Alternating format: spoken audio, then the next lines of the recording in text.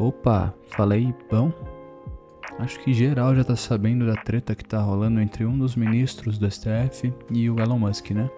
Basicamente, o Elon Musk vem publicando uma série de tweets chamando o ministro do STF, Alexandre de Moraes, de ditador e dizendo que esse ministro vem infringindo a própria lei brasileira. O ministro, por sua vez, aparentemente decidiu incluir o bilionário em uma das investigações promovidas por ele. E aparentemente pretende suspender o Twitter do Brasil também, caso o Elon Musk insista em não cumprir algumas ordens judiciais.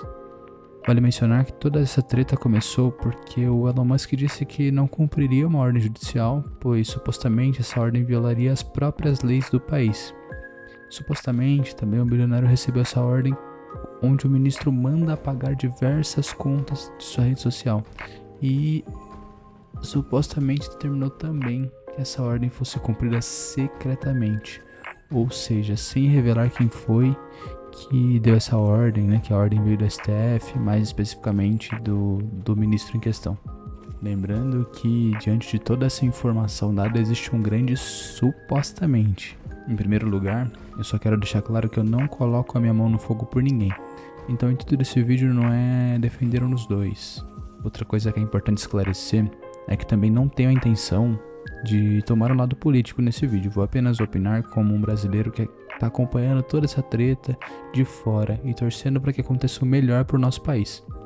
Mas, ao mesmo tempo, com uma visão de quem identificou algumas situações irônicas dentro de todo esse ocorrido.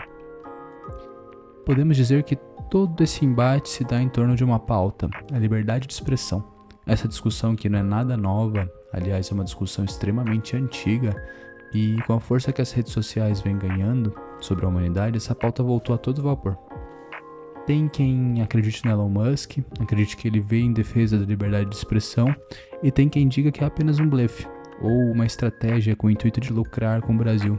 Porém, uma coisa é inegável: se esse assunto reverberou, quer dizer que existe uma grande parcela da população brasileira que se sentiu representada pelo posicionamento do bilionário.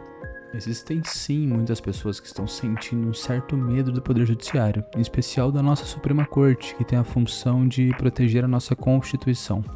Mas eu acredito que não é só a população que anda com medo. Acho que esse posicionamento político mais agressivo também demonstra um medo por parte do Estado.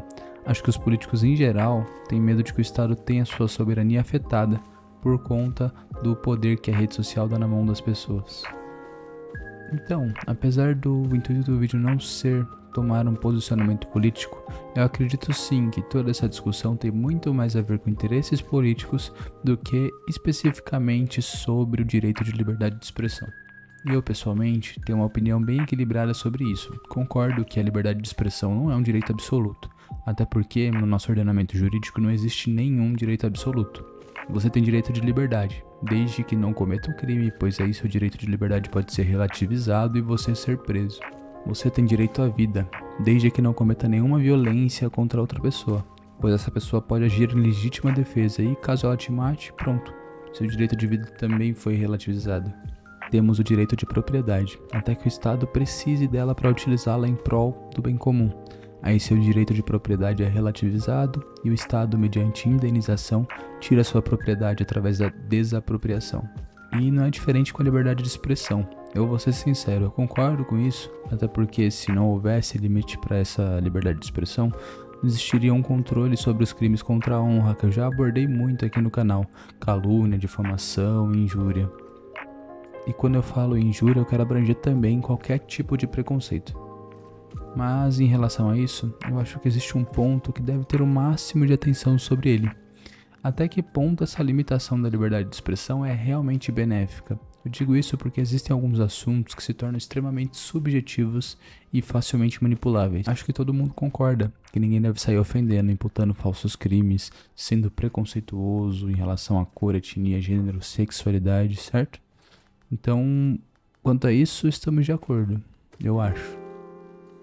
Mas em relação ao que seria ameaça à democracia, isso já é um ponto sobre a limitação da liberdade de expressão que se torna altamente manipulável, seja pela subjetividade do assunto ou pelos interesses da pessoa que fala sobre isso.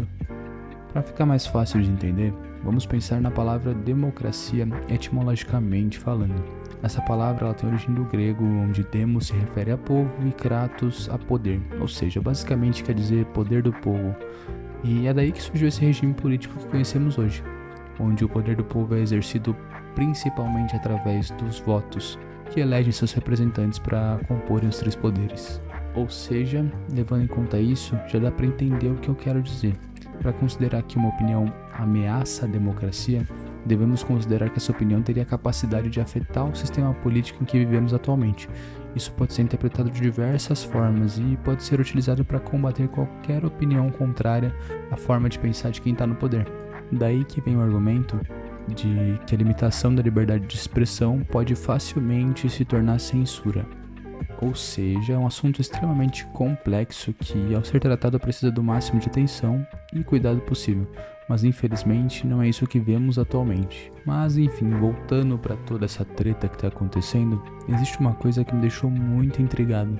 Uma coisa que chega a ser até irônica em relação a toda essa situação envolvendo o Twitter, Elon Musk e o Alexandre de Moraes. Pode parecer que eu tô tomando um lado político, mas eu juro que não é isso. Apenas realmente achei engraçada essa situação. Digo isso porque existem algumas pessoas que adoram justificar seus argumentos políticos dizendo que são com base no materialismo histórico.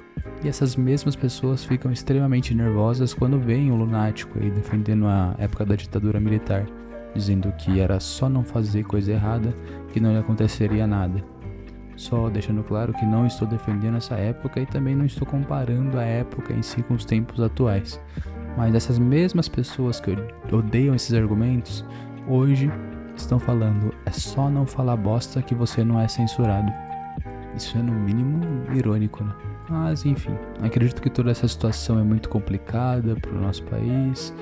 Se tudo que o Elon Musk disse se provar verdade, isso demonstra o quão frágil é a nossa política. Se não se provar verdade, ainda assim demonstra o quão dividido o nosso povo é. Acho que isso tudo nunca foi uma questão de encontrar o melhor caminho, mas de provar que um dos lados está ganhando.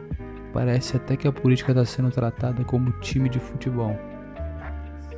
Será que o dinheiro corrompe o homem? Será que o sistema corrompe o homem ou será que o próprio homem se corrompe? Será que a queda de cabelo corrompe o homem?